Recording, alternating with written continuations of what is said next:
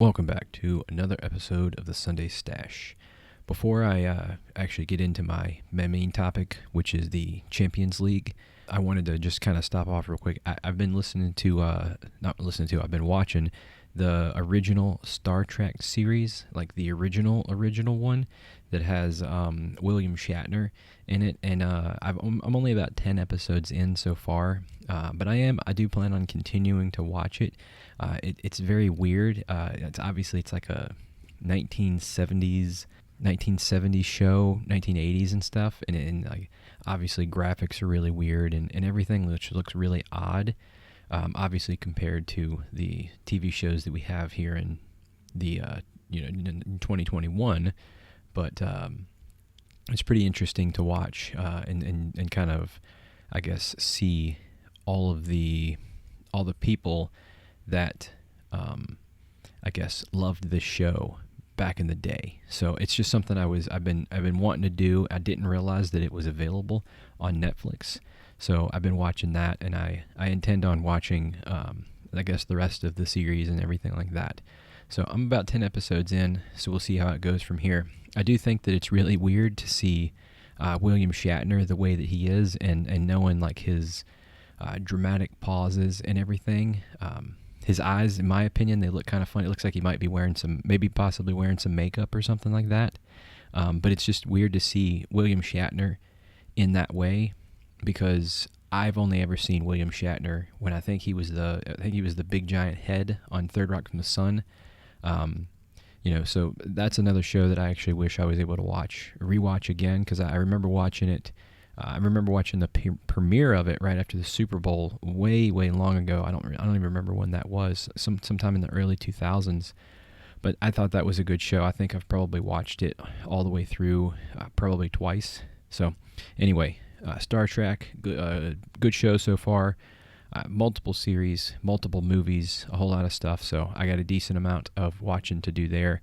I actually I also just started watching the Star Wars movies with my girlfriend. She actually has never seen any of them, which was a little bit surprising to me.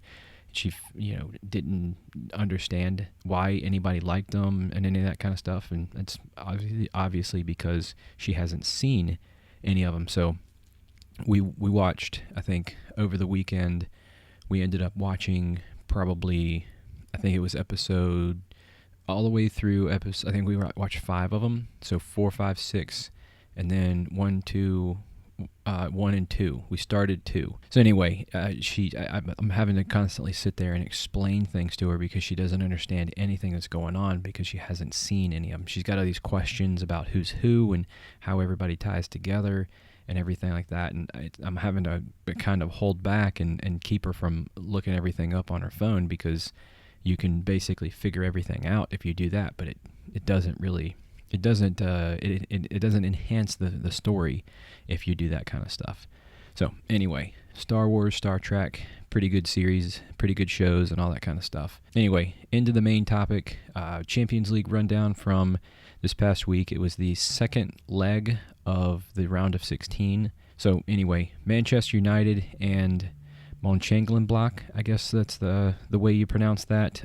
This past week, it was Manchester City. I think I said Manchester United. No, Manchester City. They ended up winning the game. Wasn't too much of a surprise. They won 2-0 both matches, I should say. They won 4-0 on aggregate, and yeah, no surprise. I said before, Manchester City is one of the strongest teams in this tournament right now. So not a whole lot to really say about that. The same can be said about this next game that I'm going to mention here, Bayern Munich and Lazio. Bayern Munich still one of the strongest teams in the whole thing. They ended up winning this most recent match 2-1, and then they won the actual series 6-2 on aggregate. So, but just blew them away. It was expected, just the way that it is. I think Bayern Munich is going to continue to dominate through this tournament. We've got Real Madrid and Atalanta. This one, I think Real Madrid totally dominated the match. They won 3-1, and Karim Benzema scored the first goal, in which that essentially sealed the match for them. They had already been ahead, so that pretty much did it. Sergio Ramos ended up scoring the second goal on a penalty, and then Asensio scored their final goal in an aggregate of 4-1. So not a whole lot really there. Real Madrid pretty much ran away with that one. The match of the week, in my opinion, was Chelsea and Atletico Madrid. I actually came into this match, I thought that Chelsea was going to win because they came in with a lead, and this match actually ended 2-0 in the favor of Chelsea, which ended up a 3-0 aggregate score because Chelsea came into this match 1 goal ahead to begin with. So in the 34th minute, it was Ziyech, I think that's how you pronounce it, scored for Chelsea. In the 81st minute, it was Savic. He actually got a red card for an elbow to the chest of Rudiger. So Savic is a guy for Atletico Madrid. I do feel as though this was a little bit harsh personally, only because, there's a lot of those times those guys are like jostling around down there in the box, especially when there's like a free kick or something like that coming, or a corner kick, which I think a corner kick was this situation. But, I kind of also feel as though it's a little justified because you can't really knowingly elbow somebody in the chest, and he kind of hit him right in the sternum.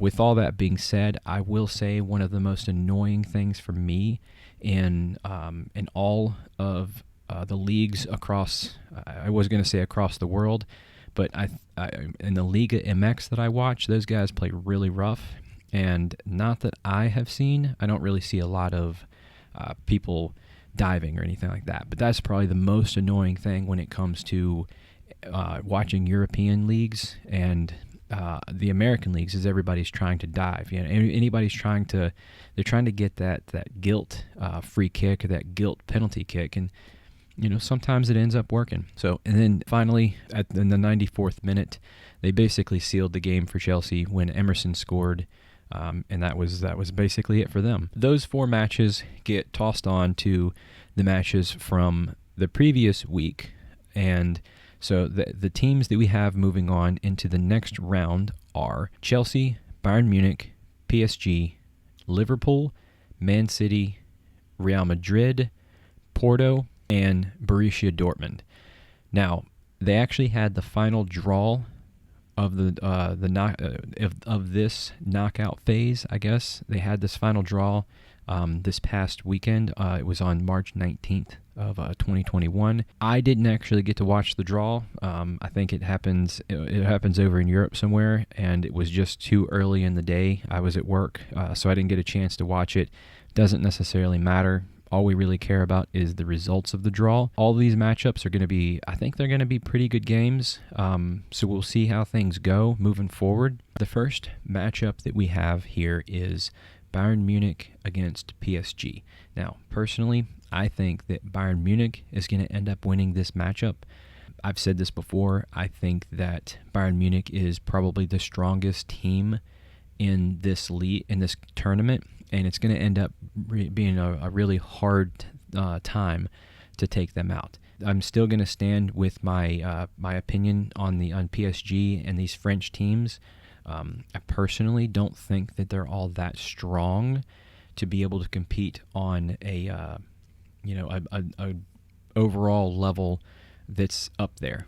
This is essentially a rematch of last year's match, the Champions League final. So Bayern Munich and PSG. Last year, Bayern Munich ended up winning 1-0. Overall, I think Bayern Munich's going to win, but I will say it's possible that they don't. With Mbappe being such an electric player and doing everything that he does, it's possible that PSG could kind of do the same thing that they did to Barcelona and just throw some goals in and run the score up. So you never know. I don't think so. I just think that Bayern Munich is such a strong team that they're going to end up having a really, really hard time beating Bayern Munich. So Bayern doesn't really have any serious injuries that I think that would cause any problems. So I think they're going to end up pretty much being at full strength the whole time.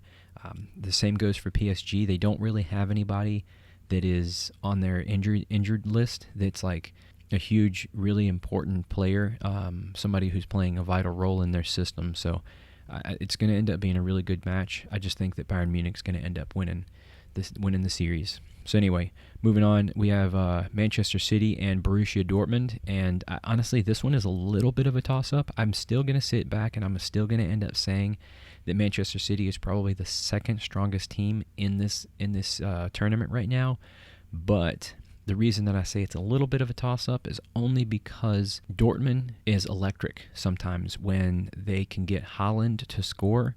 This kid's like 6'4", and he's all over the field. It's pretty ridiculous to watch him on the field and everything. If Manchester City can actually keep him from scoring, I think things are going to end up going pretty well for them. But as of right now, I think Manchester City isn't going to end up winning. The only thing I think that is going to end up hurting Borussia Dortmund is the fact that Marco Reus is hurt.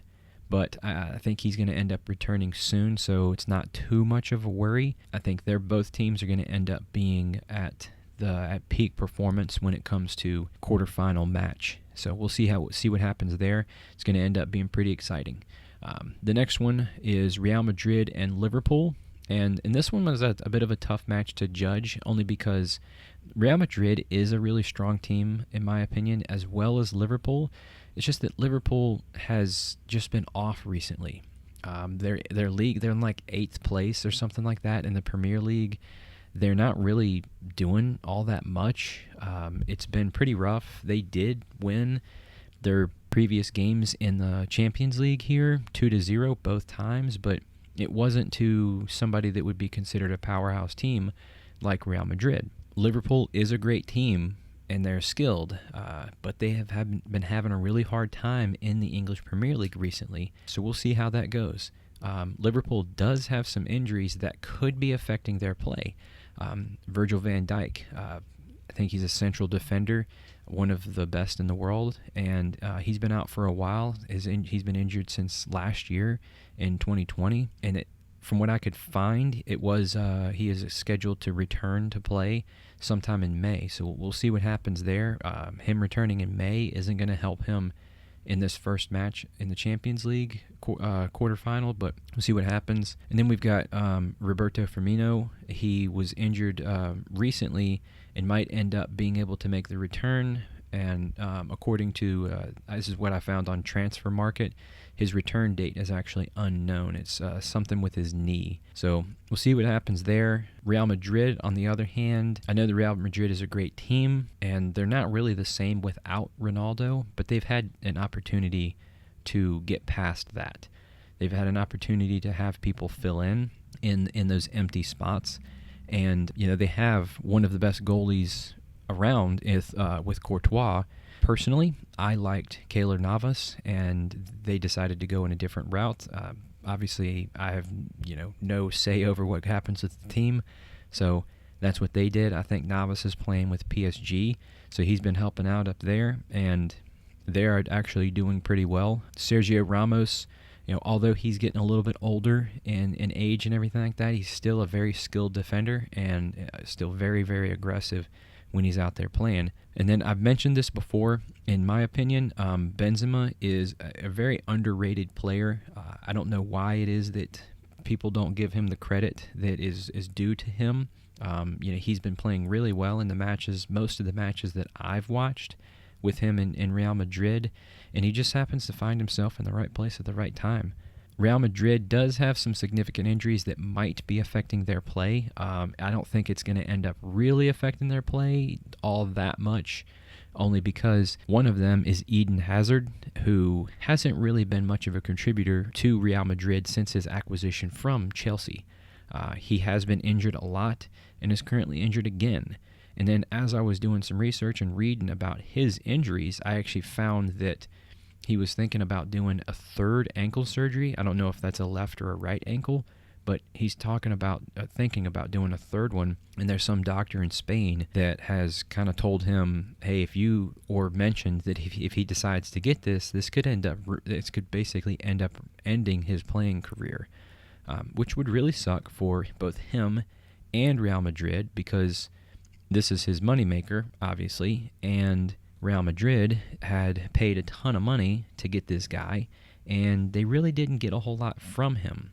So kind of mirroring the same thing that the the Yankees do here in the States when it comes to baseball. You pay a ton of money to get a player, and then they come in and you end up paying them $50 million in guaranteed money, and it ends up turning into nothing because they end up staying hurt the whole time.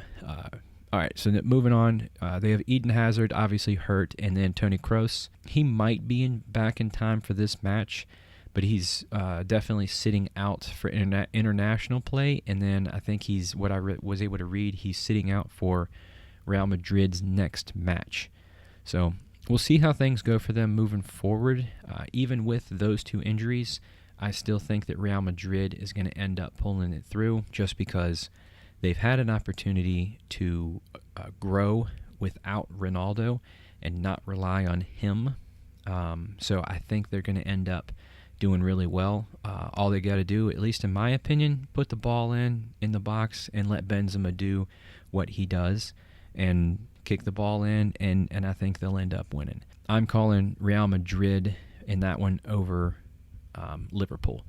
So moving on, we have Porto and Chelsea. For this match, I don't really think that things will be all that close. I could be totally wrong, since Porto is not really considered one of the stronger teams, at least in my opinion. I don't really see them as a strong team, but that doesn't necessarily mean anything, because a few years ago, Ajax, which a lot of people didn't really see as being a strong team, made it all the way to the semifinal and taking down two big teams. So they took down Juventus and Real Madrid. Now that was, I think, Real Madrid as they were still kind of trying to figure out who they were, and that was also Juventus, who had just picked up Ronaldo. So I think they were also kind of still trying to figure out who they were. But eventually they were actually taken down by Tottenham, who I think wasn't even playing in the Champions League this year.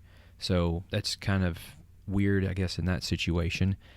But anyway, aside from that, Porto, they could win. I just don't think they are. I think that Chelsea is the stronger team, and I think that they're going to end up knocking Porto out. Being an American, I would actually like to see guys like Christian Pulisic play a little bit more, but I definitely understand the new coach, Thomas Tuchel, coming in, and he's going to end up doing it his way, and if it's not broken, don't fix it.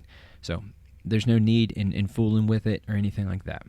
So finally, with all this, I'm taking Bayern Munich over PSG, Manchester City over Borussia Dortmund, Real Madrid over Liverpool, and then Chelsea over Porto. Now, if I am correct, then after that, I think that Bayern Munich will beat Manchester City, Real Madrid will beat Chelsea, and then Bayern will end up beating Real Madrid in the final. I think it's going to end up being pretty exciting. Like I said before, Bayern Munich is probably the strongest team in this competition right now. I'm really interested to see where we go with all this stuff and what ends up happening moving forward with this competition. So anyway, that's all I have for now. Be sure to like, share, comment, and subscribe.